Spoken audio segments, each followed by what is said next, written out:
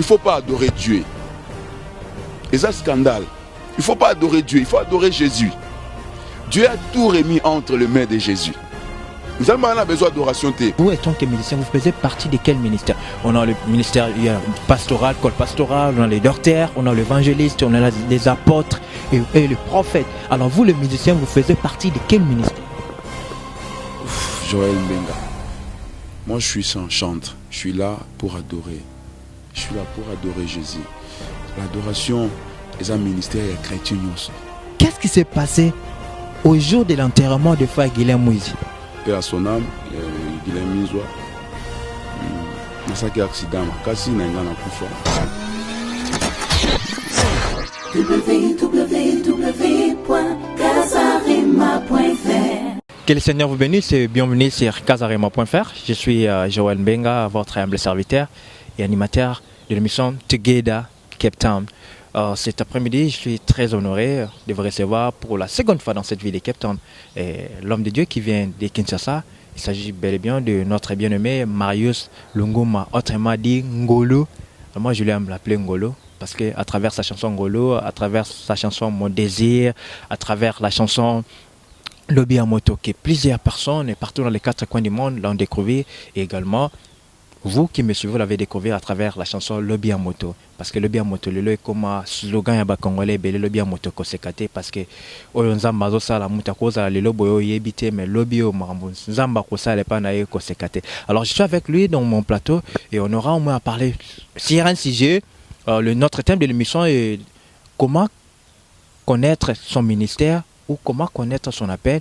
Et puis on aura aussi à parler de ces grands événements qui aura lieu dans cette ville de Cape Town le 26 juin 2016 à Pero Civic Center. Et sans plus tarder, je m'en vais directement présenter mon invité de cet après-midi, recevoir, je peux dire, accueillir mon invité de cet après-midi qui est le frère Marius Lungoma. Papa Marius Lungoma, bonjour et bienvenue sur casarema.fr. Bonjour Joël Mbenga, merci beaucoup pour l'invitation encore une fois.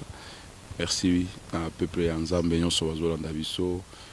Merci na Nzambe oyo asali biso ngolu ya kozala lisusu liboso na bino ko loba mwa moke oyo Nzambe atie na kati na biso. Vraiment naza reconnaissant envers yo pe Casarema mobimba et puis reconnaissant na peuple nyonso tu ya Nzambe oyo bazwi opportunité olanda biso. Vraiment merci beaucoup. Merci. Merci à vous aussi. Alors, Papa Marius, ça la peut bien mission moi belé les capés partout dans le monde entier, les cas sur Casarema, dans différents sites, dans la chaîne de télévision.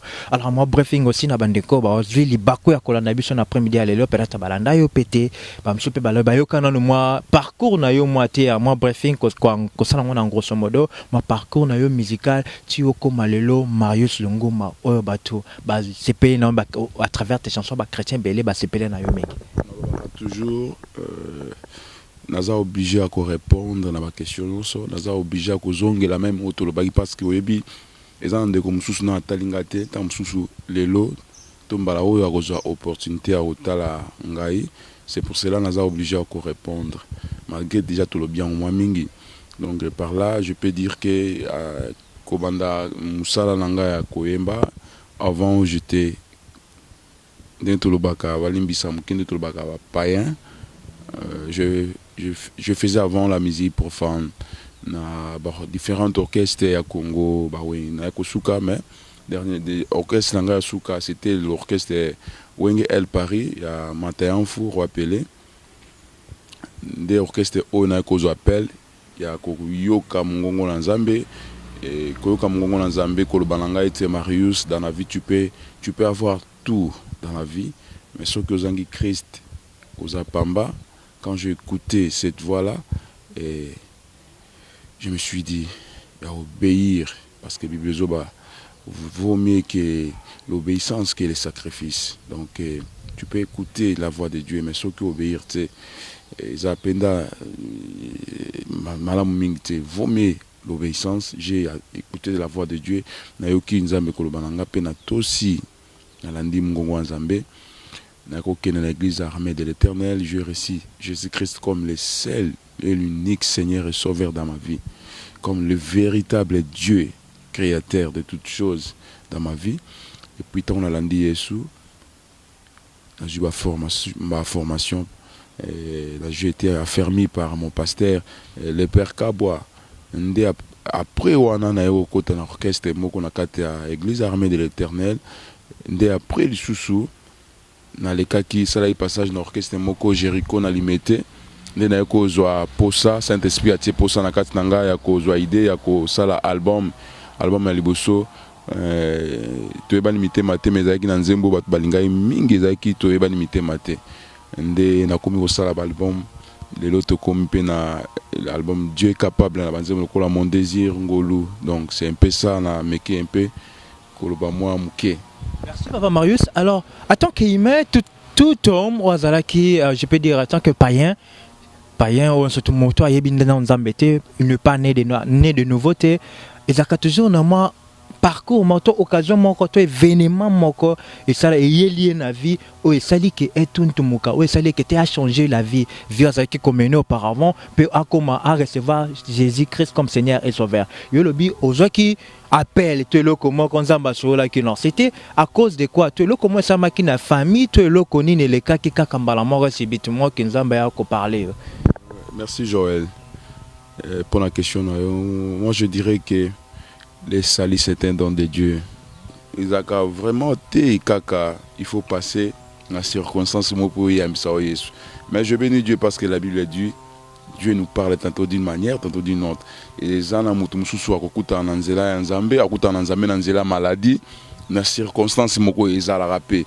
Mais ngai yanga bate kingate eloko mope komagite mais nzambe loko azaki na besoin na nga na ngonga oyo esengela kina ya na ndima na appel na e nde na ndima ki appel nzambe. C'était pas personne mutu moko te aya ko betolo le sola Christ kaka yomo kaka la musique ne mokili ozaki ko beta de comme on a toujours les termes de Dieu musique à mokili. Nga ba beteli nga le sola Christ te.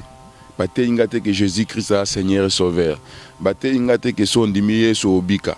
Non, nga bate ingate ngai Saint-Esprit emoko ndi alobeli nga na kati na ngai. Na bandela ngona lobarango j'étais dans un salon de coiffure que nazo s'apprêter pour aller à la répétition na Wengel Paris. J'écoute na yoki mungongo mo yipsinga Marius, tu peux avoir tout dans la vie sauf que en Christ ozapamba. Et mbala moko na yoki eloko mona kati na ngai bimi na mitali na miroir na mimoni mabe na na ba boucle d'oreille ba mèche na mutu na mimoni mabe mais ba temps ebele na zaiki bongo mais nzambe atika inga mais mokolo oyo ezaki jour nanga ya koyoka mongongo nzambe tango na yoki na jui décision ça fait 6 à 8 mois na yoka nzambe ebisa nga mongongo wana mais nazokanga pe motema parce que zaki combat ozoka satan nazoyebisa yo soki okei omwete ke mokili ekoseka yo mokili elobani no abandonné o lâché ozomona Marius kende lisusu wana dissolvant kende koto penza mazobisa nga soki ozwi nyonso nyonso ozangi Jésus. J'ai compris une chose Joël que biloko ya mokili oyo ezangisa biso lola te. Biloko mokili oyo ezangisa biso salite saliza important na vie ya moto ozomona moto lelo otambo na moto koyo lobi okoluko tambo na moto comme susu olie biloko lobi okoluko yesu bilia mususu omona ke moto atonda kaka te bien aimé soko yoki mongo na nzambe ko kanga mutema te eza na ngonga mokolo moko okokutana na nzambe ngana loba ngo okoki kobude Jésus na sena moi mais okobude te na jugement yende azas pomba ya bapomba donc yanka oyebiso penda ke obuda ngai kunat nando bengo obuda ki mengai face à face bino mibale donc mutu face ici opportunité ya ko yeba nzambe pe na ibisi bandeko obiso tozui grâce ya ko confesser Jésus comme Seigneur et Sauveur ozomono ndé ba païen ba lekio non soko na kati na bango romona bazo regretter nyonso to baza bato esengo te kolanda te komela kolanda te kokende boîte baza bato esengo te yo nde oza muto esengo pour yo oza na Jésus. Est-ce qu'il vous arrive aussi des fois que tant aux obéta musique à la mokili ko ba que non Dieu existe tenzambe pas à la donc pouvoir tout ça lango tozo comme à niveau morote boy ozo yeba ke nzambe azali mais sans conscience. On dit que Jésus est Seigneur, mais sa conscience. Mais Jésus est Seigneur. On dit que Jésus est puissant, mais on peut pas le tout le baran Nzambe ngo yoka mutu so abiki na yembeli Nzambe. Mais ala la conscience te que Nzambe nini oyazoloba. Moi, je vous dirais aujourd'hui, quand on dit Dieu, c'est Jésus-Christ. Quand on dit il y a un créateur, c'est Jésus-Christ. Quand on dit il y a un Seigneur, c'est Jésus-Christ. Quand on dit il y a un Dieu qui contrôle toutes choses, je vous dirais aujourd'hui, c'est le Seigneur Jésus-Christ. Le nom nouveau de Dieu, c'est Jésus-Christ. Le véritable Dieu, c'est Jésus-Christ. Le Seigneur des Seigneurs, c'est Jésus-Christ. Le Sauveur, c'est Jésus-Christ. Au Seigneur, alors tout tu as un débat na biso, na thème na biso, tu peux dire tout un thème na biso après-midi à l'élo. Notre thème est comment connaître ton appel ou comment connaître ton ministère. Alors, yo, de mon côté, Christ. Alors, Christ a parlé lui-même, c'est l'anda, nous qui dans un salon de coiffure, et comme on sait, au petit témoignage, et après, ok, Kokolanda, parcours biblique, nous sommes ok, petit, au recevoir Seigneur comme Jésus-Christ, et le comme Marius Nguma Ozalial. Alors, tu es comme chrétien, comment les gens peuvent connaître que c'est lui ici et dans le Seigneur. En tant que chrétien d'abord nous-mêmes, en tant que serviteurs de Dieu, comment on peut connaître que c'est lui ici, il est un appelé et celui-ci n'est pas un appelé. Parce que ça paraît être un peu bizarre avec nos musiciens congolais, qui sont des chrétiens, des musiciens chrétiens, mais leur comportement, la manière dont ils s'habillent, la manière dont ils se comportent, la manière dont elles composent des questions, il y a un peu, je peux dire, un point d'interrogation. Est-ce que celui ici vraiment a les dons de Dieu? Est-ce que celui ici vraiment est appelé? Ou celui vraiment a un mystère de Dieu? Oh, moi je bénis Dieu pour la question. La première fois, dans le Liboso, de Joël, c'est le Saint-Esprit d'abord. Bible c'est que Saint-Esprit nous t'a remis ma biso na vérité nous surtout. Saint-Esprit nous t'a sala ka nous t'a ébi profondeur et même yanza mais ce qu'on ébi profondeur yanza ba ébi amut. Tu vois, Saint-Esprit nous t'a sala ke oyeba muto azan appel et tango lobi ki caractère. Il faut na tia point na iloko wana. Caractère na ministère zelo mote. Caractère zelo ko mutu fo bunda nango chaque jour. Ingolo batenza so abenge mutu, bo moto ekufi. Non, bo moto ezara longa na kati ya mutu. Au mona mutu mususu azana ministère, azana appel. Mais conduite na eza mabe. Nzambe abengi mais conduite na eza mabe. Nzambe pona conduite ya mutu. Iko empêcher nzambe te abenga mutu na ministère. Mutu siko foza na combat ya chaque jour et bi même si tu es rempli de Saint-Esprit. Ezana identité ya mutu ezara na kati ya mutu. Jalousie ezara na kati na mutu. Oyo mutu faut combattre chaque jour. Bien aimé, au monde tu as le Saint-Esprit, mais osa en face na yo mona moto moko azo mata na ministère to na musala même oyo salaka bo moto ezonga ka mona jalousie moko ebota na kati ya moto. Mais ce que yonde moto oyo nzamba bengi Saint-Esprit tango koya na kati na yo akomi ko frapper yo. Non mon fils, jalousie za mabe. Non mon fils, kosimba ote, kosala boete, des travail au faut toi mitika Saint-Esprit à sala na kati na ye. Non, limite na yango.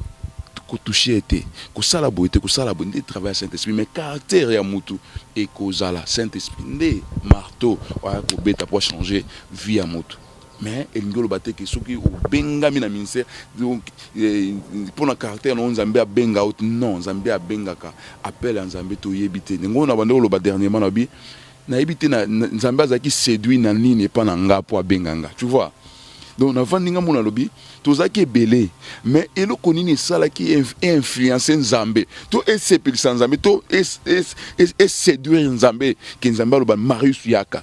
Pourquoi tiki bat mususu mais nazaki na mabe nanga ta musuba mususu bazaki pe ba païen bazaki na mablam koleka ngai mais nzambe pourquoi atali ngai nzambe pourquoi alingi ka ngai ko yeba pela mutu si tu as le Saint-Esprit oyeba ke muto ya bengami mais ça na bat mususu pino vandi potale babité muto ya bengami tse bazali. Alors, étant qu'artiste musicien, il y a dans l'autre monde là, où on est comme ça, alors comment te connais réellement? Parce que, et comme il est un peu drôle, au monde, on a deux choses là qui ont un monde là qui est musicien, artiste musicien, ou comme chrétien, tu es toujours musicien, et après un certain temps, au comme pasteur. Alors, toi, la même personne, on a deux appels, on a deux ministères, je peux dire en question.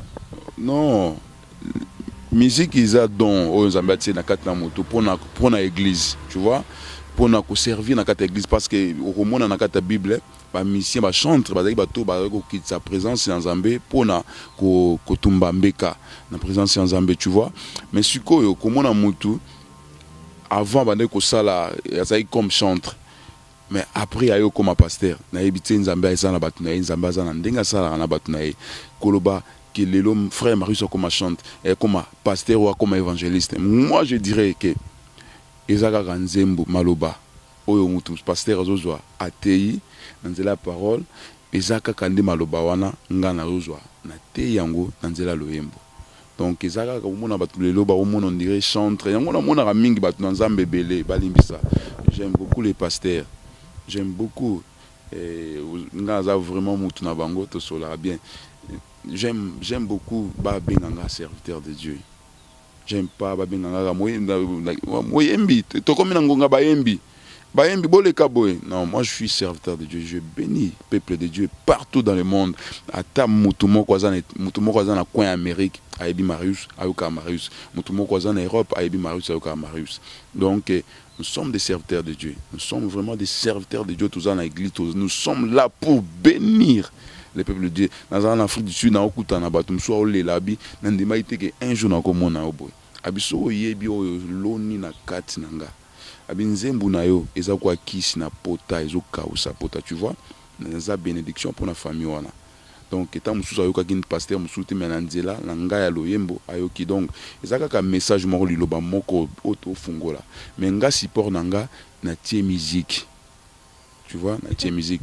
Et tant qu'artiste musicien, alors vous faisiez partie desquels? Condamné bandeko on la pasteur frère lelo abanda ils chantent le ba comme pasteur to ebité ni ne ozamba solo linae, tu vois, o eza révélé za pona biso eza caché za pona nzambe. Donc naninga penda te ministère nangeza ko sala ça, non, ministère nangeza mutu faza la libre o Saint-Esprit na mutu sala asalango yango mona Saint-Esprit na mutema o salango. Donc Saint-Esprit o chakona mutema chanzaka de temps en temps. Saint-Esprit ce que kozala ki musicien o komi pasteur d'abord akoko sate bandeko nanga Saint-Esprit akokosate. Saint-Esprit aza o ayebi vérité en Nzambe. Saint-Esprit aza o ayebi profondeur en Nzambe. Aza o ayebi nyonso. Saint-Esprit akokosate. Saint-Esprit so ayebisinga Marius kende na okende. Marius non tikala wana na tikala. Alors oyo nyonso to saint so ki ezaka molimo na Nzambe. Saint-Esprit akosaka jamais. Même si kozala na bandeli pasi, na bandeli koleli sanga, mais na suka na yebi ke na kosepela parce que na yebi c'est ainsi dit l'Éternel. Parmi le ministère, alors vous étant que musicien, vous faisiez partie de quel ministère? On a le ministère pastoral, col pastoral, on a les docteurs, on a l'évangéliste, on a les apôtres et le prophète. Alors vous, le musicien, vous faisiez partie de quel ministère? Joël Mbenga. Moi, je suis sans chantre. Je suis là pour adorer. Je suis là pour adorer Jésus. L'adoration est un ministère et un chrétien. Les ministères, il y a chrétiens, surtout même pasteur, même évangéliste, même prophète. Ils ont des tout au sangalaka. C'est l'adoration. Ils ont sangisa, bisognon surtout. Prophète azate une adoration, évangéliste azate une adoration, apôtre azate bisoto to komarato guma marato komi moroto guma melinde motoyo abongi na kembo. Moi je vous dirais aujourd'hui, comme sous les scandales, ils ont Nzambe zate, ils ont des moutous. Tu peux commencer à chanter cantique moko bat bayembi ozali nzambe kumama kumama. Quand tu chantes là, tu peux chanter mais ngolo batte ko yembe nzambe, ngolo batte ke zanze mo nzambe. Nzembo koma ka nzambe soki zoyemba mama en esprit et en vérité. Nde nzembo nzamba za nango besoin. Tu peux écrire là adorateur. Qui t'a dit que tu es un adorateur? Qui t'a dit que adoration ne comme pas nzambe? Mais tu écris là adorateur. Qui t'a dit que tu adores Dieu? Qui t'a dit ça? Qui t'a dit que nzembo yo wano yembe comme pas nzambe? Est-ce que ils ont maloboka au lobby to ils ont malobo witi na kati ya profondeur na yo to witi na vérité na nzamba zwaka nzembo yo ezo yemba ma en esprit premièrement et deuxièmement en vérité. Tu m'as même pas répondu, tu n'as pas répondu à ma question que je t'avais posée. Entre parenthèses, parce que Bato Belé, Bakomara, adorateur. Une question, nous avons vu un frère, Michel Boué, Ayembe Nzambe. Qui t'a dit que Ayembe Nzambe? Quel Seigneur, quel Dieu, oh Yayembi?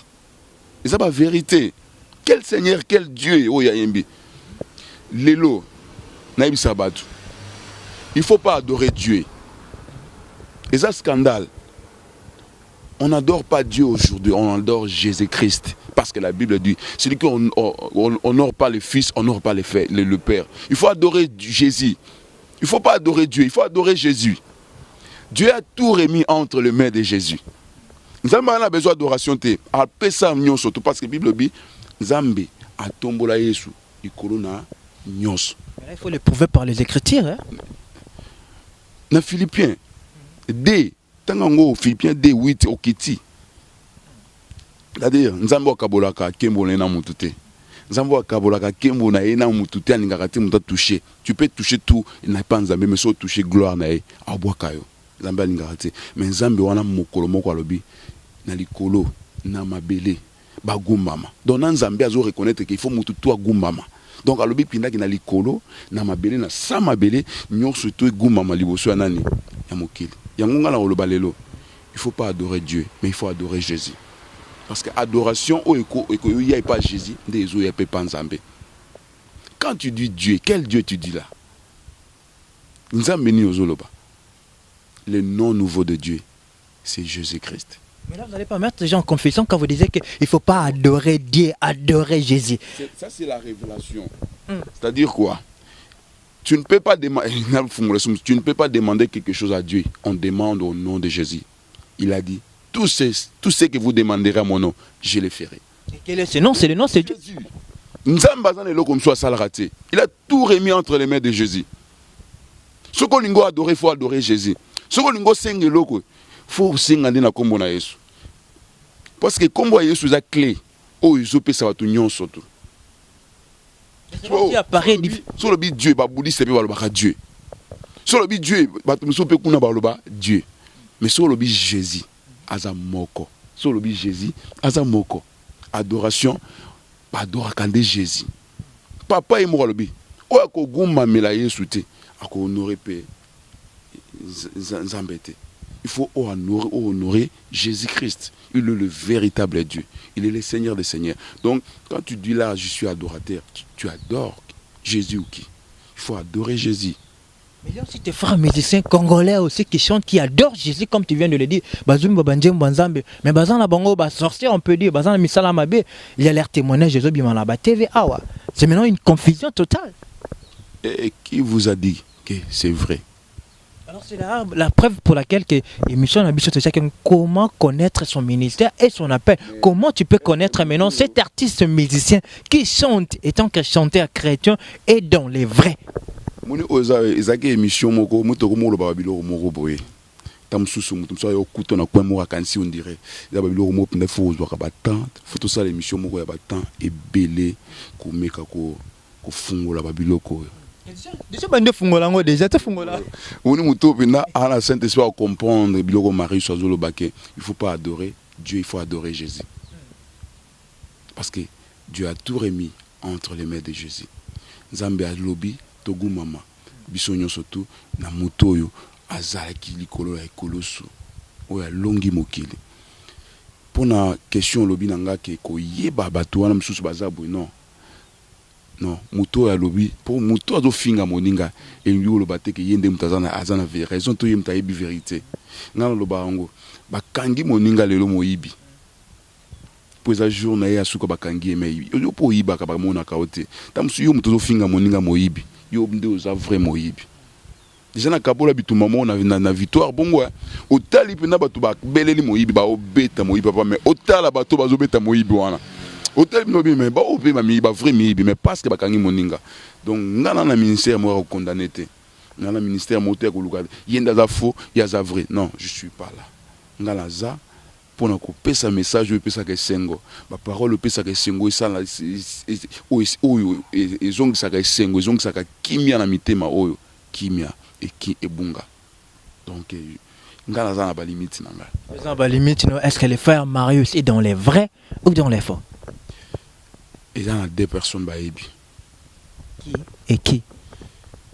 Dieu a ébiqué dans les vrais et conscience nanga et ébiqué dans les vrais.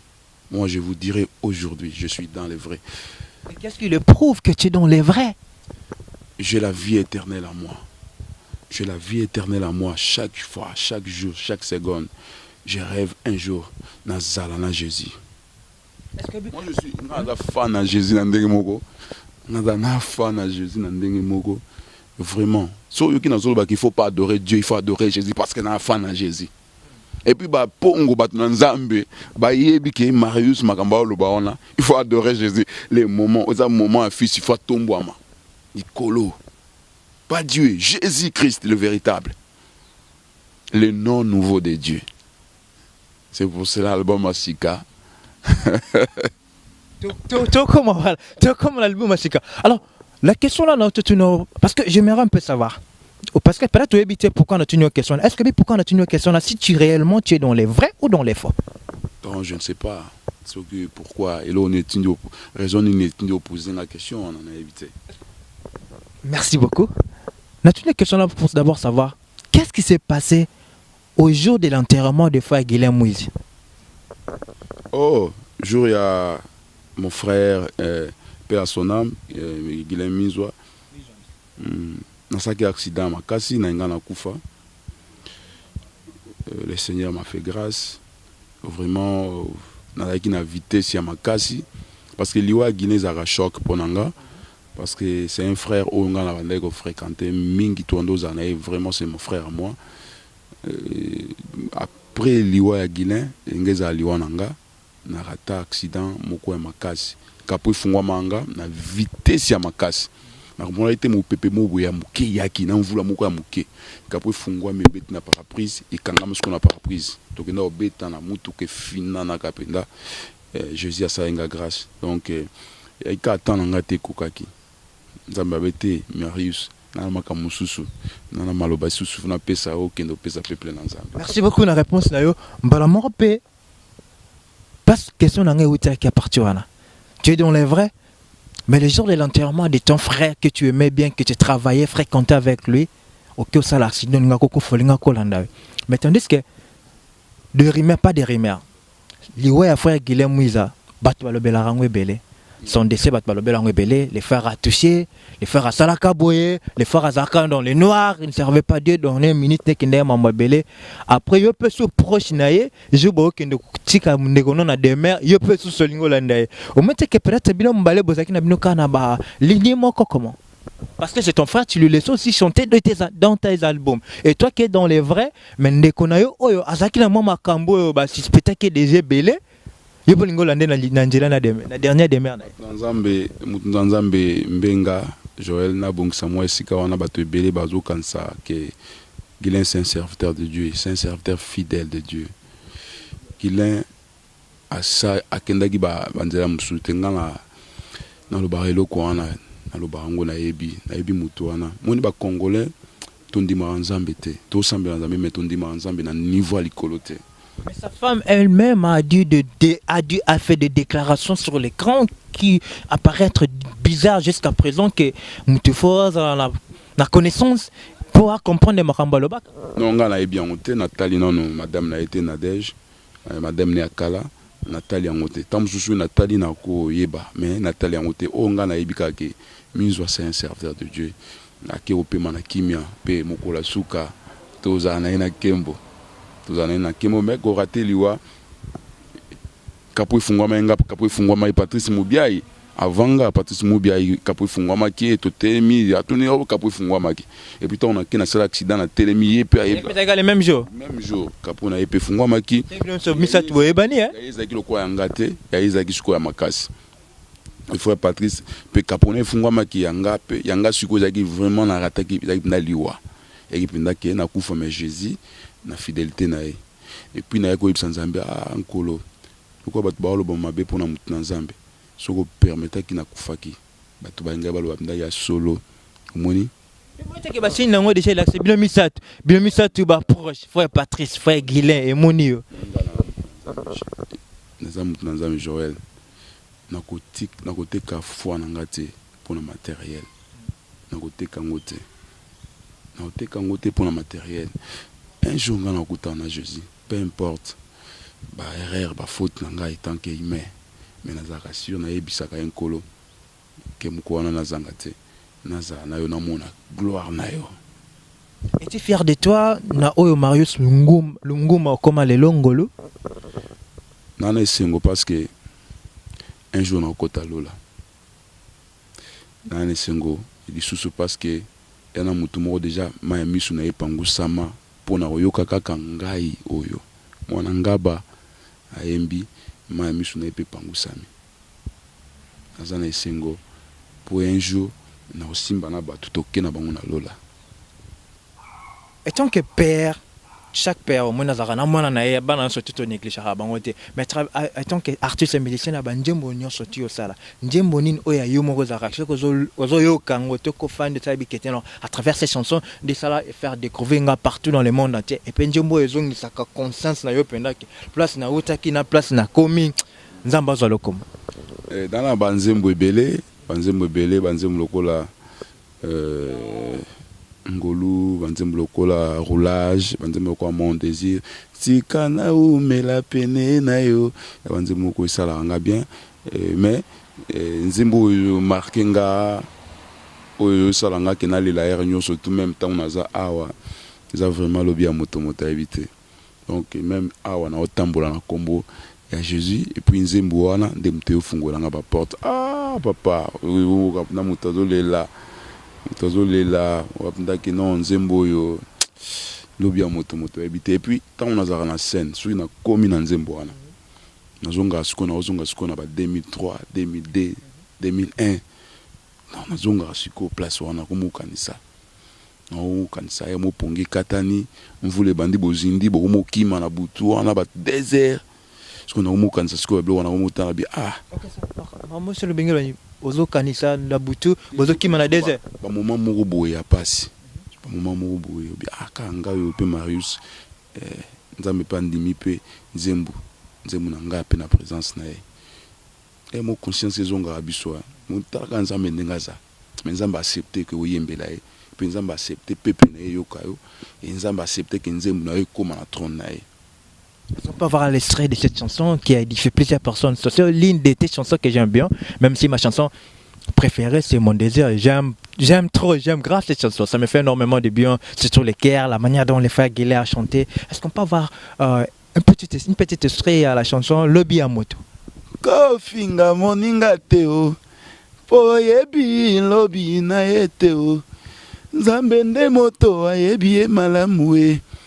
Koseka moninga teo moto amisenga ya azali teo moto amibimisa ye moko azali teo. Donc c'est un peu ça, voix un peu casser ma production boutou jour et nuit, donc c'est un peu ça lobby à moto invité. Merci. Qu'est-ce qui fait que tous les musiciens congolais, la majorité pour dire monnaie cartonné faut manger momora mawa dire moi ba pasikaka? Est-ce que la vie congolaise, des gens vivent seulement là bas, pas si dans les souffrances. Pour dire monnaie cartonnée, batchaoka, il faut une barre place na utaka, ozo lela, les pour batchaoka. Non, ce n'est pas ça, ce n'est pas ça. Il faut solo ngo condamner nga oluko condamner, solo ngo condamner ba congolais, ba mission Congo, oluko condamner la Bible, parce que moi je chantais l'histoire de David. David Aza congolais, je crois. Donc j'étais Aza congolais, je crois. J'ai des 11 à Congolais. Donc la majorité na bino banjembo na bino parce que aussi il y a les Sud-Africains. Bible lobby na un Corétien qui nzamba zo kabilo ko ezangitina. Apesi yango tina, tu vois. Je chantais seulement la parole de Dieu, c'est la parole de Dieu. Liloba nzambe eza kaka pona ba Congolais to. Donc je chantais seulement la parole de Dieu et to yemba ka liloba nzambe. Eza parole ya nzambe. Ils allaient aux États-Unis, partout dans le monde. Mais Isaac son père était déjà béni. Mais moi je vais chanter l'histoire de David. Et quand est-ce que vous aimez l'histoire, il y a Isaac, histoire qui est né béni. L'histoire à Isaac. Donc quand tu chantes l'histoire à Sarah, c'est Isaac. Isaac a ko bunga te sika uti. Faye ba ki maman na papa ne ba cholama ki avant bazoaye. C'est la parole de Dieu. Mais ils avaient déjà quelque chose. Donc, quand je vais chanter Isaac, il y a histoire, il y a Isaac. Il y a histoire, il y a Isaac. Donc Isaac a eu Zalaki. Ils ont un bateau, futaki. Sacrifice, il y a vie na bango. yazala Isaac. Mais le rythme est là, le rythme de mélodie. Ils ont toujours une tendance de pleurer, une tendance de plaire, une tendance de souffrance. Comme ndenge nzambe azoyebisa Jérémie azoloba ke nzambe atie maloba moto ya eliki na tongo na monoko langa pona pesa bato baza battu. C'est la parole de Dieu. Koyebisa ka bato ke komi mona te on dirait aux en esikate na sena moi. Ils ont confiance en Nzambe. Papa langa le molo te perd son âme. Et ça soutient encore la tesa soutient encore la moto. Il y a moto. Biloga ya kolela. Dieu plairait. Plairait c'est la parole de Dieu. David a pleuré devant Dieu. C'est la parole de Dieu. Ils ont une révélation au papa Alain Joaki. Je ne peux pas la condamner encore. Père son âme. Donc c'est-à-dire que quand tu plaires devant Dieu, Bible zoba ya kalibuso nzambe lela. C'est que tout le monde la version to lela te. Non. Non. Tala. Va tu passer à semblant. Mon homme tout sous azo ya na TV, je suis adorateur. Na oui, ça peuple na nzambe to ko lela te. Mais tant azonga na ndako na chambre lelaka. Si Jésus-Christ, le créateur de toutes choses, a plairé, comment plus faire raison, toi et moi? Tout ça là va semblant. Tika, Bible les autres, Anne, à côté na temple, à l'Élie. Mais ce que vous au monde, tant que Zambé a yanoli Anne, Bible binza Anne a saïnine, a yembi. Papa, adoration à mouton à monin zambé, na mouton à monin zambé, tes adorations mortes, pas tika au ça semblant. Maman, ce que single les la libouson zambé, kende les lanzambé. Pour ce que monin zambé, le yembo n'a eu qu'à changer. Papa, mouton à monin zambé, na mouton à monin zambé, te ban expérience mon côté. Tout ça là va semblant. Yozo adoré parce que monin zambé na misu na yo. Ça zonga ça makanis na o zonga la ba prière no akalo salaki. O mona kezaki adoration te. O ande kolela. Mais tant zamba ya no lio de komi na lo yembo en public. Bato ba mona wa za ko adorer. Parmi toutes tes... Donc ça va biloko ngai fona tobeta ba sete. Pleurer, c'est la parole de Dieu. Jésus a pleuré. Jésus talaga Jésus mais zoba que papa pourquoi tu m'as abandonné? Talaga Jésus, Jésus oh kutungana yo, Jésus. Jésus. Non, tout ça va sembler. Jésus a pleuré pour na yemo ko to pleuré pour na biso. Souffrance, l'Elisaki. Souffrance, abi papa soki, c'est possible ko longola coupe libosunanga. C'est souffrance. Et la souffrance de l'Elisaki, inde adoration et kumata, adoration solo. Muto amoni Nzambe. Ana lobi otalingayo ulongoli soni nanga. Donc aleli ana pleuré. Mais après avoir pleuré Nzamba a yanolié. Ton Nzamba yanolié. Aleli soute alobi Nzambe olongoli soni nanga akomi siko kokumisa Nzambe au moins que adoration ya Anne est vrai tout ça là semblant que non je to kolela te to bandaka ko adorer. Moi je vais pleurer sur qui na moni Nzambe na oyembela nzembo. C'est la parole de Dieu. Ce qui singla là nako sopa motema na ngai na za hypocrite pa Nzambe o beta o yena église adorer comme na ndako molela ça papa to ko sa Nzambe te. On peut seulement adorer, on peut seulement pleurer seulement en adorant Dieu. Parce que conception d'adoration na Congo de komaka nde bozo ba kolela parce que tu peux aussi louer Dieu en pleurant. C'est-à-dire que monita mususu pas tout faut doit tango sur la bilo rebelle. Ba te belé ba bilo ba oloba. Ils ont vérité, ils ont fondé. On va comme il est là au Congo. Donc, Nzembo, à comment Lukama est mis sur Luka, tu vas tout monument mis sur Abi adoré. Non. Non. Tu vas dire, ah, Mouni, Aléli, c'est que adoré. Non. Dieu peut te faire des grandes choses, des merveilles à Pambolo, tu ne l'as et tu pleures. Tant que tu as adoré, à Mouni, quoi, Anne.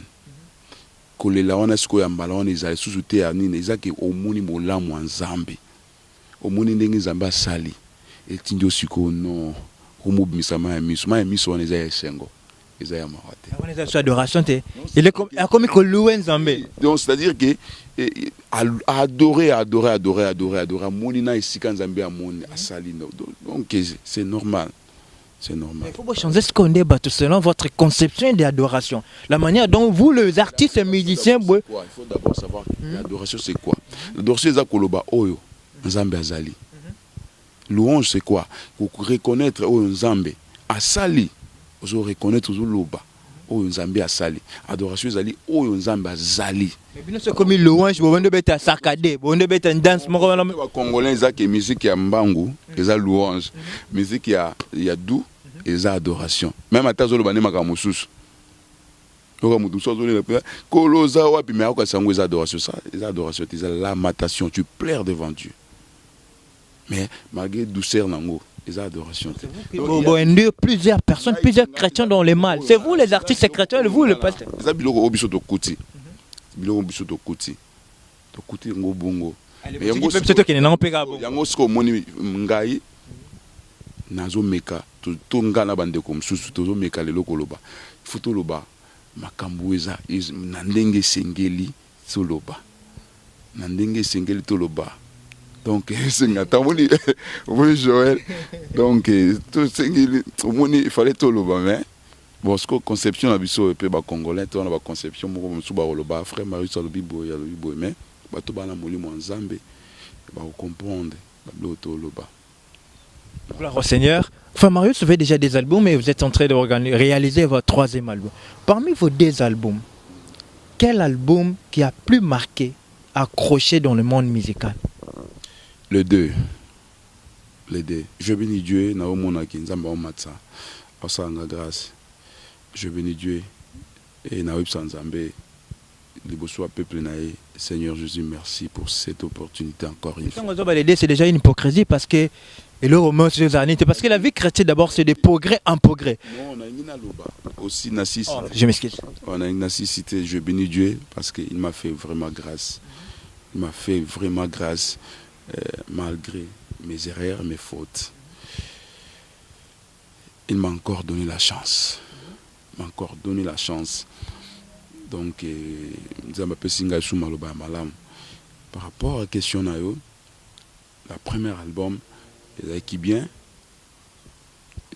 nzembo lokola toyeba mite mateza ngo lobia moto moto ebiteza ki penda nzembo oyo kota imakasi mais deuxième album nzembo oyo mona penda ke tous en a 3 4 5 6 chansons oyo penda ke batu ba sepeli nango pe oyo penda batu bayebi na sala ke fort par rapport au premier album na deuxième album to mataki susu par rapport au premier album.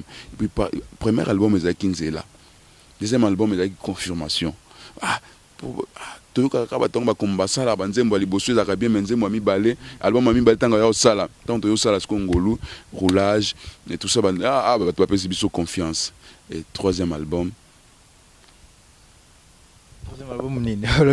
C'est troisième album. C'est pas encore sorti de ce studio de Bozo Lamba. Troisième album, déjà. C'est quoi ça, oye kufaki, bongisa oye bebaki, si masilisa oyoba. Album a mis ça toujours sur la nzambe. Donc tu y es le besoin à Jésus. Album a mis ça toujours. Eza album oya batu balingi kosopa. Mitema liboso pa nzambe. Bon ami baleza ki album ya nini? Ya kosopa mitema te ton. Expérience kozana nzambe, expérience pe ya musala, ozo comprendre maintenant je vais faire ça. Je vais un peu bouger, je vais un peu toucher koto, tu vois? Et là bien monsieur zalaka. Même ataba tumsu ba osepela. Même yo moko vandi obi mbala sima soki na sala na sala beauté, je vais faire ça. Tu vois? Donc mbalo yo les albums to so papenda mitema to lela liboso nzambe to gumama to lobelaye donc c'est-à-dire to solo la nzambe na vérité ezateke to pesa nzambe adoration mais to zana ba pasi na kata mitema zo sala semblant non yebisa nzambe bikisanga yebisa nzambe salelanga yebisa nzambe limbisanga yebisa nzambe yokapenga ezani album ba hypocrite yebisa nzambe vérité. Adoration non ils maté pas nzambe parce que ça na vérité té. Ils sont nzambe. Ah nazol ba kolo soko pesinga mwana na ko pesa mwana ne pano. Ils sont nzambe soko lungo ninga sonyo je vais faire ça pour toi. Seigneur soko lungo ninga boy na ko saela o boy. Tout lo beza vérité. Tout ça va sembler té. To yaka liboso pas moto yo aibi vérité. Ou bien l'église, ou adorer, mais la vérité sur zongi na chambre, ou lelaka. Yebisa nzambe nkolo nanga, kausa pinzoli nanga nde album o tozo sopa mitema pa nzambe tozo bisa e kolo sekwisa makambo ekufaki kolo silisa makambo bandaki kolo bongisa o ebebaki donc tozo sopa mitema kolo bongisa na nzembe suna yebi na bi liziba na bomoy nde yo mokeli na nyonso nde yo nkolo okapinda papa nanga mutala yokasi mutu na malade ya malade ya makasi akogumba mandengeni akogumba mamala te ma getango zo ya azo sopa mutema na liboso nzambe mais pas si moko zo liaye mais muta bongo soki abiki lo yembo na ekoza ndengeni papa Joël ndo ibisa ngai mutu wana babia za na cancer jour et nuit babise ke okufa santé zotungisa ye mais akogumba ma ya solo comment tolo ba vérité ezan de vérité mutu wana fois sopa motema ibisa nzambe nkolo nanga yokelanga mawa tant nkolo yokele mawa lo yembo wana ikozala ya solo po akokanisa sika nkolo azwie akokanisa o nkolo asaleli mais c'est ça la vraie adoration. Adoration, si nous avons quand c'est ce que tu outil. De quoi adorer, azako adorer wana. Ils a parce qu'ils ont joué quelque part. Bah fait il y a quelque part on est ce que outil. Des autres ça là que adoration est comme vrai. Des ça là que adoration est comme vrai. Mais ngana papa tout sous pas mité ma to bisa nzambe nabi nzembo ngona bi liziba na bomoy nkolo Yesu mokeli na nyonso. On peut voir d'abord l'extrait de cette chanson zo le belango peut na bomoy nkolo Yesu. Liziba na bomoy nkolo Yesu mokeli na nyonso nkolo Yesu mokeli na nyonso nazolo banakata nzembe na bin nkolo nanga balongoli mamo ba trompe yonde mokeli ozana esiko ozoki ba trompe na ebandeli epa ya Eve oyaki kotia kolo kende kozwa ba trompe esiko bombaka kende kozwa ya kozongisa nkolo nanga makila balobi ana cancer akobika te nkolo nanga ozana esika ozwaka makila yonde mokeli yonde mobikisi Jehova Rafa bakombo nyonso babengaka yo na Bible ezana ba efe nango ezana ba rôle nango et tant que kombo na Jehova Rafa ezali nkolo yaka lokolo Jehova Rafa obikiselanga mama oyo obikiselanga ndeko oyo ndengala bato wana to sopa mitema donc ngai nakomi kozwa pasi esika bandeko wana na uvanda na obi kaka mutu pasi ndenge zara so esalinga ndenge tilisa ngesengo bongo siko mutu yaza na passe maladie balobi incurable ngana bato wana to yaka liboso liziba to sopa na liziba to ye liboso na yo kaka ndenge tozali bikisa. Alors, Seigneur, nous citons déjà vers la fin de notre émission. Alors, frère Marius, quelles précautions aujourd'hui pour tes deux albums? Pour notre troisième album aujourd'hui, pour notre troisième album, il y a moins une réussite totale. Je peux dire, bon, dans les cas, il y a promotion. Parce que le second album a besoin de promotion, c'est la maquinango. Ouais, pas mal. Le second, ça même pendant ma casse, mais tellement de chansons étaient bonnes. Il y avait de belles compositions. Il y a mon désir. Ça là encore de promotion, ma casse c'était promotion. C'est quand Angolou, et mon désir c'est nous. Bateau, devenir beko découvrir cette chanson là. Bateau, nous n'avons CD beko découvrir chanson mon désir. Dès comment on chanson phare d'angai. Il y a album, il est capable, il est capable. Alors quelles sont les précautions aujourd'hui que pour te na troisième album que tout commettre sur pas bon le même erreur au sein de des albums te. Oh, moni nzela tango tozoyaka moi toza kwa mwana tango botami azokola mesure azokola mayele pe en tout cas par la grâce de Dieu, mais ça demande des moyens. Tu peux dire je vais faire ça mais ceux qui moyens até nous surtout le baona et vous appelez dans les cicatrices, mais que le Seigneur nous fasse grâce toujours ba moyens. Donc ils aussi n'ont pas moyens par rapport à la composition. Le Seigneur nous a fait grâce. Il nous a donné encore de belles mélodies, je vous dis vraiment la vérité. Donc le peuple de Dieu, béni, tout ce qui mon album, organisation est allée, mais ça demande des moyens. Zambia, c'était vraiment bateau, soutenir Moussala Oyo. Vous parlez des moyens. Vous réalisez vos albums, un producteur, vous avez des producteurs. Le premier album, vous avez travaillé avec notre frère. Le second album, vous avez travaillé aussi avec d'autres personnes. Alors, est-ce que ces gens n'assument pas leur capacité ou n'assument pas leur responsabilité? Comment? Oh, par rapport à producteur, mi balinga na travaillé na bango avant. vraiment donc nazala clair nazala vérité est important même ete ko soit moto mais nzambe asepela na yo moto ansuka osilika mais nzambe asepela na yo ba ebele de si to travail qui na bandeko mosusu donc omona mpena maloba na bango bakoloba mais omona mpena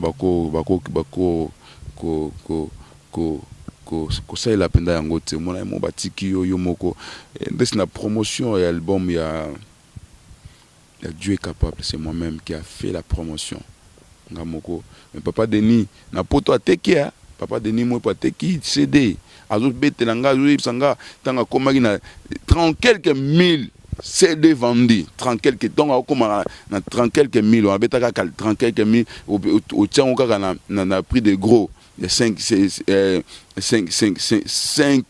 euros, au béton on fois 38 000, à béton 38 000, et ça les combien? Ah, en tout cas, Moutanzambe, banana bandi osama ma production, non on a joué en tout cas Nzamba pambola yo. Ah papa Denata cadeau, rien. Mais il y a joué. Mon artiste est né Betani Makolo, in 11. Donc, quelque part, bon moto et ça la rapé bango. Bon moto et ça la ka. Na jubo na ça rapé bou. Na ça rapé ngamo comme na ça ba promotion. Comme on a ça ba promotion, c'est vraiment la vérité. C'est vraiment la vérité. Et Blaise Manzambe a fait un grand travail. Blaise Manzambe, papa Blaise, que le Seigneur vous bénisse. Moi, papa Denis, a été qui s'est déployé au Sahel qui promotion à DVD. Il a beaucoup gagné à Foutayo. Donc, papa Denis Fouta, papa Blaise, papa Denis, vraiment, papa Blaise a ça qui a un grand travail. Donc, ce qui est là, tu vas reconnaître, Marius sous ma casse, c'est grâce à lui. Mais papa Denis, papa Blaise sous peu photo sur la paix, il bigande ton là. Photo, on a un coin. Donc, c'est un peu ça. Ok, merci vraiment. On est presque à la fin, mais tout ce événement, c'était grand événement qui aura lieu le 27 juin 2016 à Cape Town. La ville est bougée. Depuis que vous êtes ici à Cape Town, ils sont vraiment très émis dans la présence de yo. Et ce qui est aussi très bien, étant que chrétien, votre comportement est vraiment rien à dire. Rien à dire, Batebele, Tole Kalandela, Bazopé, ça témoignage, nous à malam. Mais ça, bande de musicien parce qu'il ne plus temps de cacher la vérité. Il ne plus temps, il y a que bomba, comme tout ça, ça, la mabé, il faut que le baron. Mais votre témoignage, par rapport à d'autres musiciens chrétiens, ça, la mabé, monsieur. Vous savez que vous n'avez matin, après, vous n'avez que écouter un bande de combattant, babi. Ah, ce que ça la guilloté, mais quand la carte cimetière, elle est inda. Mais, comme vous avez de bonnes réputations, témoignage nous a bien salué le moralité et on t'a aussi permis de jouer les concerts yo uti Congo bande comme ce que ba utara Congo so ya betara so concert et aux appels sur un drapeau ya mboko et un drapeau na biso mboka. Parlons un peu de ces grands événements qui aura lieu le 26 juin 2016 à Cape Town. Na pamboli ba nzambe nyoso na pamboli ba bande ko na biso ba combattant pour na lit na bango. Combattant il y a des ordres, combattant il y a besoin de changement parce que bato belé ba na conception moko combattant ba quand on dit combattant ngolo ba voyou combattant mutu mo ngolo détruire non combattant ngolo ba ge mutu a besoin de changement na mboka na ye donc na pamboli bango na ndenge ba pesinga opportunité na mabele oyo et puis ba reconnaître les cabo ils en a kati na ngai tous on a besoin kimia na mboka na biso esika kimi ezali mutu ya bilanga okende mutu musala okende mutu esika kimi ezate desilelo bande kuna biso ba okufa na beni baza na souci que bande kuna biso congolais aza na droit ya paix partout na mboka na ye donc en tout cas nga politicien c'est tant que congolais toi on a besoin kimia makile tangi mingi na mboka na biso mais to ebike nzambe alola ba otya biso loboko na ye pe kimia ko régner na mboka na biso malé nzambe na biso na bomoi pour na concert na biso ya le 26 juin tozala wana le 26 juin na Pérou na Civic Center moi le frère Marius avec vous yo mutozolandanga à Cape Town oya to célébrer Jésus comme Seigneur et Sauveur to sopa mitema liboso ya mokeli vraiment que vous allez concert moko malamu je vous rassure que le Saint-Esprit il sera là Donc je vous rassure. Donc bande kunanga nous soit artiste musicien surtout ya Cape Town boza invité boya wana et puis to yemanze moko ngana bango na bande kunanga nous surtout ba chanter tout ya Cape Town to sala nze moko ensemble pour la unité ya ba musicien chrétien ya Congo mobimba toza batu moko to ko tombola nzambe moko. Donc concert wana na bengi bande ko nyonso tout baya penda to célébrer Jésus-Christ. Alors les concerts, ils sont sur l'occasion de quoi? La sortie officielle de votre 3e album ou ils ont un concert quand vous visitez Bisso, dans passage en Afrique d'ici à Cape Town? Donc ils ont un concert pour amourir à Jésus, bato balingaka Jésus mingi. Concert wana to bengi bato nyonso to baya. Ils ont Cape Town célèbre Jésus-Christ. Ils ont concert amourir bato balingaka Yesu mingi. Bato yo baza bagumameli bato balingi basopa mitema na bango bato balingi ko célébrer Jésus-Christ comme le véritable Dieu parce que pour moi Jésus-Christ il est le créateur de toutes choses. Pour moi le nom nouveau de Dieu c'est Jésus-Christ. Donc na bengi bande ko nyonso ba chanter banani tout ba ya papa joa mama joa bana boya to célébrer Jésus boya to adorer boya to gumama boya to lela to sopa mitema liboso na lingna loba mukie pona bande comme suba kolanda ngana suka ndenge na bande koloba ke il faut pas adorer Dieu, il faut adorer Jésus. Bilobi, il faut adorer le Fils de Dieu. Celui qui honore pas le Fils de Dieu, honore pas le Père. Dieu n'a pas besoin de l'adoration, mais c'est Jésus qui a besoin. Parce que Dieu a dit, tout genou au ciel et sur la terre, sous la terre, fraîchit devant Jésus-Christ. Donc, Zamazo reconnaît Abingate, mais Jésus. Ma bolongo surtout. Et Gumba Melande, Jésus. Philippiens 2. Ce n'est pas moi qui a dit ça. Pour nous, il faut qu'on adore. Oui, c'est bien, mais il faut y aller. Nabo solo. Eza mal tezali sumuté koya kolela liboso nzambe. Pour batu mingi bakomika il faut pas kolela, il faut qu'on adore non. Pleurer c'est biblique. Pleurer c'est biblique. Iboya woso pa mitema liboso nzambe. Yango na pesa quelque exemple binde komo kwa zana maladie. Tala. Papa, je vous dis il y a solo. Quand tu es en bonne santé, tu peux bien adorer Dieu. Tu peux bien célébrer Jésus. Tu peux sauter. Même toi, dans un hôpital. Il faut aller sans Zambé. Fais-moi grâce. Comme Anna dit. Seigneur, ce que tu singa moi, nako pesa e pour na etonga nako consacrer vie na emo mepa na yo. C'est ça. Donc tout sopa mitema c'est ça les sumute ko sopa mutema ko lela nzambe nkolo nanga mona donc mona nga pe nkolo nanga silisa passion nkolo nanga kata likambo nkolo nanga omona siko tango adoration ne comme solo ya teke Seigneur nazo ko adorer ezana mimbebo ezana katite tolo bato ya libuso nzambe na bosolo parce que soko yo ya bosolo te yo moko nde mutu o mikosa parce que bakosa nzambe te. Donc, programme Asuka, na ibike bureau, mututo travail na Tony Maele à quoi les cas na autorisation na yo. Après ça vraiment pour programme il y a Cape Town pour la concert. Sera sur le 26 à quelle heure? 15h30. 15h30 na Pérou Civic Center. Donc, payant, c'est gratuit comment? Donc 50 rennes seulement pour les soutiens, pour soutenir Moussa Nzambe 50 rennes et Bana 20 rennes. On ensemble. Ils ont célébration en famille. Alors, frère Marius, on est à la fin de l'émission. Alors, vous avez un mot d'encouragement ou un mot à dire à tous ces peuples dieux qui nous ont suivis dans cette émission, c'est Kazarema.fr et qui vont aussi nous suivre dans cette vie de Cape Town ici. Et moi, message Nayo, Nabandekon surtout Balandio, et puis je vais clôturer l'émission après votre message. Jésus est Seigneur. Jésus, il est le véritable Dieu. L'unique sauveur, c'est Jésus-Christ. Il est capable de changer ton histoire. Jésus, Azozela, Oguma Melae, Azozela, Olobama Lobalibosunae, Osupamote Libosunae. Je bénis le peuple de Dieu. Maladie wane ko bomaote, naembi nanzemo moko na lobi, ata mayele silinga, ata nzela nyoso to bakangi, me yoza nzela, pendant jila. Na lobi nanzemo moko na lobi, na yebi likamboyo ekotia mutu nanga na sete. Bien aimé, malade wana na zone ndima nzambe ekoboma ote okokufa te nalobi na nzembo moko nalobi olongisi nga na bitumbo ekoyisa baboti na nga géant oyo akoyisa papa na ngai na mama na nga mais na ntango na nga opermettre nga na koyisa ye malade oyo ekoyisaka bino na famille mobimba yo kokoyisa yango problème oyo telemela bino na libota yo kotelemela yango ekolonga yo te parce que yo ozwi grâce ya koyeba Jésus. Avant tout ceci, alors, à quand la sortie de votre troisième album et le nom de votre troisième album, ce que tu as découvert, et puis... Tout ça, je suis né pour vaincre, mais le Saint-Esprit a convaincre Ngaï, ton titilango Jésus. Pambola Bandeko,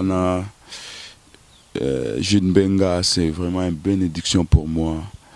Dans le groupe Mobima, Cœur d'Alliance, que le Seigneur, que Dieu, les dieux que moi je sers vous bénisse. Sœur Emmanuela, Sœur Isabelle, prophète Faya, prophète Moussakol Full Power, Joël Mbombo, que le Seigneur, il m'a dit en présence avec Saint-Esprit. C'est un frère qui craint Dieu, qui aime Dieu. Donc, groupe Mobima, Cœur d'Alliance, Emmanuela, Nabandeli, Batunion Soto, vraiment que le Seigneur vous bénisse. Napesi na poto, napesi Papa Pedro Nkosi na maman, Mbote Mingi, na Sœur Bénice, que le Seigneur vous bénisse. Na Suisse napesi l'homme de la parole, Roland Numbi, évangéliste, que le Seigneur vous bénisse. Napesi même peuple l'évangéliste Blanchard na Suisse Mbote, napesi Jessica Mfutu Mbote, napesi Diezola Mbote, napesi Papa Denis Mwepu, Blaise Manzambi, Maman Niz Manzambi, Batna Nzambe nyonso tout, Maman Iguette en Angleterre, Mbote Iguette Sid Mbote, Maman Pauline Mbote, Batunion surtout balingaka frère Marius, ou peut bazo soutenir frère Marius. En tout cas, que le Seigneur vous bénisse. Amen. On est à la fin de cette émission et j'en profite aussi de dire un grand merci à mon réalisateur de tous les jours qui est le frère Pitubala. Il est toujours là. Qu'il pleut, qu'il neige, il est toujours là. Que le Seigneur vous bénisse énormément. Et Rock Studio. Et j'ai dit aussi un grand merci à ma chère maman qui me porte toujours au cœur. Et je suis tenu qu'elle m'appelle, me conseille, Maman Sarah Tamba Londres et ma sœur Bénédicte Mbombo en Anvers et Roca Rosny. On sera avec elle au mois de décembre ici. Et j'ai dit aussi un grand merci à mon PDG, le PDG Blaise Manzambi, ainsi que ma chérie, Maman Lise Manzambi, Clémentine Précieuse aux États-Unis. Que le Seigneur vous bénisse et restez toujours branchés sur Casarem et continuez de nous porter au cœur et continuez de prier pour nous.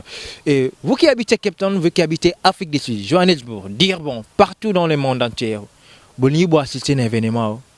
C'est un grand événement à ne pas rater. Surtout en Europe. Je sais que vous serez avec nous aussi avec Alliance l'année prochaine, moi j'en vais. Mais cet événement ici, il faut en profiter. Pour nous, concert, comment moi passe. Alors comme le frère Marius est avec nous aussi, ne ratez pas ce grand événement qui aura lieu le 26 juin 2016 à partir de 15h30. À partir de 15h, on sera ici à Cape Town, ici, à Arana, à Cape Town, à Perro Civic Center. Venez à temps, venez nombreux, il pleut. Tout à l'heure, dans Winter, Maman Lili, Yakavan, tous célébrer ensemble, un peu comme à tête, comme à 19h déjà. Ah, Farah Emidia Momke, pour Yakireta. Yakavan, nous allons célébrer, nous allons louer l'Éternel en air et le Seigneur va faire des grandes surprises. Et le frère est là, son numéro va se juste afficher au bas de l'écran. Veuillez lui contacter, veuillez lui porter des conseils, soutien à eux matériel, soutien à eux financier, lui fera énormément de bien parce que vous êtes bénis à travers ces chansons. Peut-être que vous avez sur internet et le frère Azawana soutien un peu au ça là et bien. Zamba Pam pour la bino, on se retrouve à la prochaine numéro.